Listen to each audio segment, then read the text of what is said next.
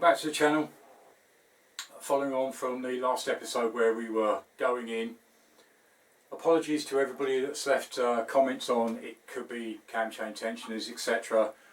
I actually filmed most of them videos in a complete block, so I just did a continuous film and then split it up. So obviously some of the ideas I couldn't respond to because I'd already filmed probably about 4 videos. So that just basically explains why I've had to try and film this in between, obviously dealing with everything outside the channel. So I'm now back in for, well, I'll probably do the same again. I'll do another block bunch of filming, get through as much as I can. Still got the rear cylinder parts and the clutch cover up on the bench still. I have started just tidying, trying to clean a little bit up, decoat the crown of the cylinder where the valves are. It's more than likely I'll take these valves out and just go through everything. It is really confusing. As I say, the popular one has been cam chain and tension units. I'm going to replace them anyway, but I really didn't see anything in slackness when I rotated the engine to actually put it into the correct timing for the rear cylinder. It didn't jump, it didn't falter or anything, but obviously I know sound travels. I've tried to eliminate as much as possible. It may come to a stage where the engine's got to drop and come out. Today we're actually going to start on the front cylinder. I really want to see if I can actually get to it actually still in situ. I'll take you in from the top. So there's the front cylinder, cam chain tension unit. Obviously timing's done on the other side, but I reckon if I remove the radiator and this coolant bottle, I may be able to get in there and have a look. Is try and get into the top half of that cylinder, get it lined up,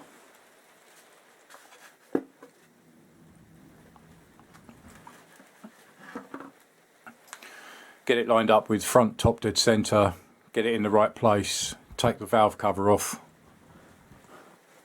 Let's say this radiator is going to have to come out.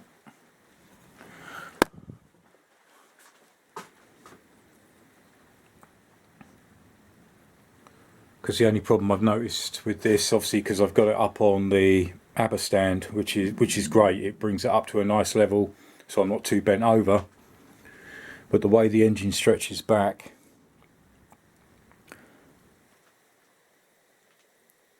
it actually, there's the swing arm and there's the engine block, so that bolt that I've actually got the ABBA stand connected to goes straight through the rear of the engine block and then obviously out the other side. So to take the engine out, I'd have to drop it off, take the swing arm out, the suspension out, just to get that bolt out. So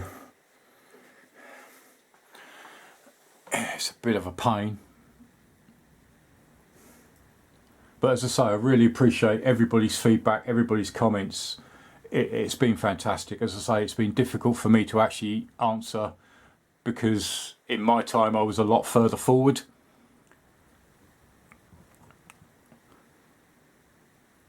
But as I say, this obviously I'm going to have to remove this bolt to release the cam chain. We're going to replace it anyway. I'm going to replace the tensioners. I think my main concern is if I replace the cam chain and the tensioners and the rattle's still there. So that is my main concern though. It's, so many have said cam chain. I've ridden this bike for many years, many miles. I've never actually gone in depth into the engine because it's never caused an issue. Fuel pumps and regulator rectifiers which go on anything. but the actual engine has been so solid. But a lot of people have said, obviously being a VTR, many have said that the cam chain tensioners have gone, which is like, okay, yeah, we'll replace those anyway, we'll replace the cam chain, set up the timing. But I think the niggling worry in the back of my mind is I put all that back together, I replace the rear cam chain tensioner, front cam chain and tensioner, fire it up and the rattle is there. That is the scary part, and then it's all going to have to come back out again. But then if I don't find anything in the front, do I keep going further in? It is a real quandary of what to do. You know, I love this bike to pieces. It's done me so well over the years, and it'll be a shame to actually write it off. But it would be so nice to get it back. But it's knowing the limit of how far to go in. But as I say, we're going to do the front cylinder. But let me know your thoughts on, as I say, the original video where the sound was at the back. But could it be the front? Could it be the front cam chain and the tensioner unit? It's a real mystery. But say, let me know your thoughts in the comments box below. But we will be going in, I think just for this episode it'll just be a feedback of where I am at the moment, what we're up to. I will need to ordering parts. So, but I want to try and keep it to as limited as possible. As I say, I'm going to film probably 3 or 4 videos in one go and then split them up. So if you leave comments and the feedback's not as quick as it usually is, then I apologise. Obviously I'm still dealing with outside issues, well, outside of the channel I should say. This is my little sanctuary, like many of you. But as I say, keep the feedback coming, keep the emails coming, link to the description in Facebook, keep feeding back on there if you can. I do get to everybody eventually. As I say, it's taking me a little bit longer at the moment, but I really appreciate all the ideas, all the comments.